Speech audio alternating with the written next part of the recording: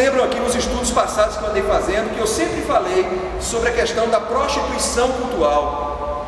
Nos templos de Diana, na Grécia, especialmente no templo de Éfeso, que é um dos maiores templos da antiguidade, havia centenas, às vezes milhares de prostitutas cultuais, que estavam ali à mercê, à disposição das pessoas que chegavam ali na cidade para cultuar. E a forma de adoração que era prestada era através de relações sexuais. Então é dentro desse contexto que Paulo está falando sobre a idolatria. E a idolatria, portanto, ela pode ter vinculações com a questão da sexualidade. Portanto, a adoração e o culto prestado a tais deuses tinham conotação na área da sexualidade. Havia prostituição sagrada, prostituição cultual, onde o ato sexual era um ato de adoração aos ídolos. Ainda hoje parece haver em alguns casos tais relação. Há determinadas religiões e seitas que incentivam até perversões na área da sexualidade, como vinculadas ao culto religioso. É muito comum ouvir falar das religiões satânicas, por exemplo, onde há orgias realizadas para o seu Deus, ou dentro dos cultos afro-brasileiros, não é? Em que há essa presença dessa entidade, a pombagira, e que muitas vezes os cultos também, as reuniões são vinculadas a esse tipo de prática. Então percebam que mesmo hoje, se nós dermos uma olhada mais acurada, nós vamos perceber uma certa relação entre idolatria e sexualidade. Irmãos, qual é o ensino bíblico a respeito da idolatria? Em primeiro lugar, só há um Deus e só esse Deus deve ser adorado. Alguém abra para mim lá em Deuteronômio 6, de 4 a 9, e alguém abra em Isaías 42, 8. Só há um Deus e somente este Deus deve ser adorado. Ouça, Israel, o Senhor nosso Deus é o único Senhor. Amarás, pois, o Senhor teu Deus de todo o teu coração, de toda a tua alma e de toda a tua força. E estas palavras que hoje te ordeno estarão no teu coração. Tu as inculcarás a teus filhos e delas falarás assentado em tua casa e andando pelo caminho e ao deitar-te e ao levantar-te. Também as atarás como sinal da tua mão e te serão por frontal entre os olhos e as escreverás nos umbrais da tua casa e nas tuas portas. Obrigado. Então esse texto é o chamado de Shema. Os judeus recitavam esse texto diariamente para se lembrarem que eles tinham somente um Deus, um ser a quem prestar reverência, a quem prestar adoração, ninguém além desse Deus. E é importante a gente fazer essa leitura lembrando que ao redor de Israel todas as nações eram politeístas, a não ser o Egito, na época de um faraó chamado Amenófis IV, onde houve a troca de um culto a Amon, que era um líder de uma grande quantidade de deuses, pelo culto a Atom, que era considerado o único Deus. Somente neste caso, nos outros casos todos, nós vamos ter no mundo antigo todo, ao redor de Israel, somente nações politeístas. Um outro movimento que vai acontecer depois desse, um movimento cristão que vai surgir de dentro do movimento judaico, com este mesmo conceito de um único Deus. E depois deste movimento vem o movimento islâmico, no século VI, século VII, quando Maomé vai fazer uma leitura do judaísmo e do cristianismo e vai criar então uma nova religião islâmica, onde ele vai dizer que Alá é o único Deus. São as três grandes religiões monoteístas. Todas as outras são politeístas. Então é dentro desse contexto que está escrito lá em Deuteronômio que o povo precisa se lembrar disso, só há um único Deus. Depois diz no versículo posterior que esse Deus deve ser amado acima de todas as coisas, com toda a força, com toda a vontade, né? Colocando em primeiro lugar, e depois que se deve ensinar isso aos filhos, às gerações posteriores, que só há um Deus, e que o povo precisa lembrar deste Deus e precisa cultuar somente a este Deus.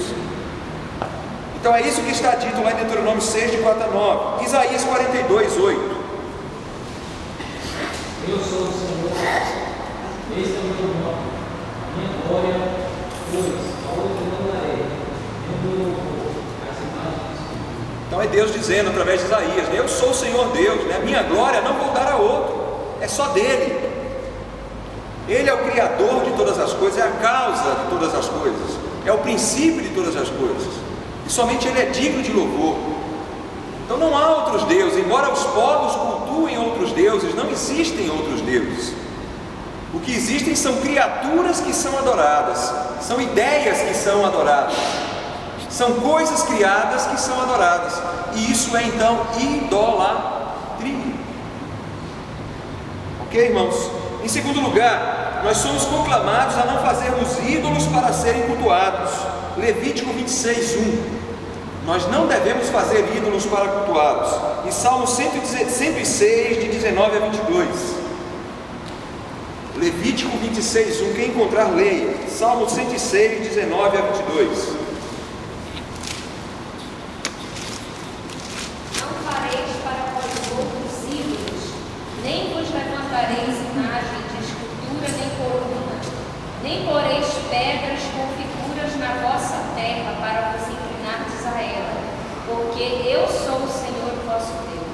Deus conclama não se fazer imagens, para que o povo não caísse na prática da idolatria, não é? Salmo 106, 19 a 22. Vamos ver exatamente o oposto, né? Que apesar de saber disso, Israel fez ídolos para si. 106, 19 a 22. Fizeram um bezerro em Horebe e o adoraram a imagem fundida. 19 a 22. Que é o 22. E converteram a sua glória na figura de um boi que come erva. Esqueceram-se de Deus, seu Salvador, que fizera grandes coisas no Egito, maravilhas na terra de Cão, coisas tremendas no Mar Vermelho, pelo que disse, os teria destruído, se Moisés, seu escolhido, se não pusera perante ele, naquele transe, para desviar a sua indignação, a fim de os não destruir. A lei já havia sido dada ao povo de Israel, mas mesmo assim o povo vai pecar contra o Senhor e vai fazer então ídolos para si. Não foi apenas o caso único do bezerro de ouro na saída do Egito para a terra prometida.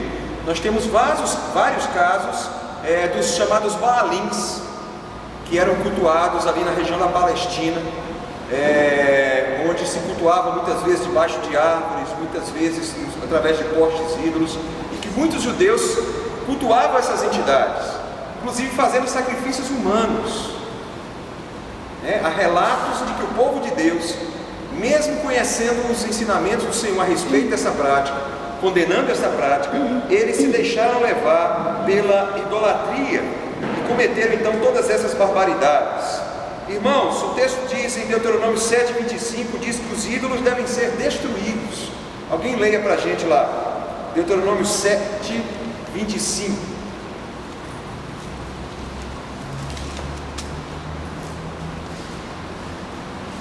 As imagens de escultura de seus deuses queimarás a fogo.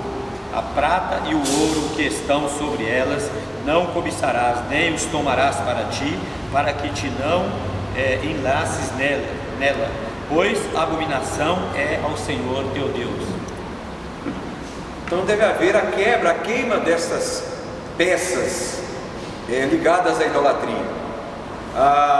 Quantos casos nós conhecemos de pessoas extremamente ligadas à idolatria, que se convertem, mas só conseguem uma real libertação, só conseguem viver uma vida realmente que agrada a Deus no momento que quebram essas coisas, que se desfazem delas, não é? Então é preciso se desfazer, é preciso destruir esses ídolos.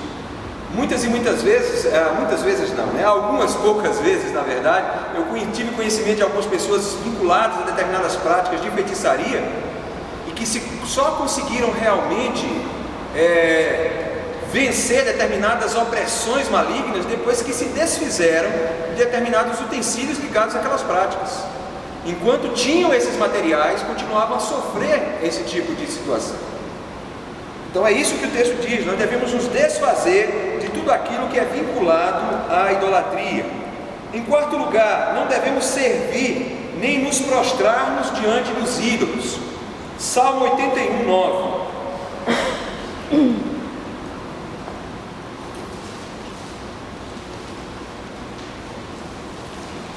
Nem político está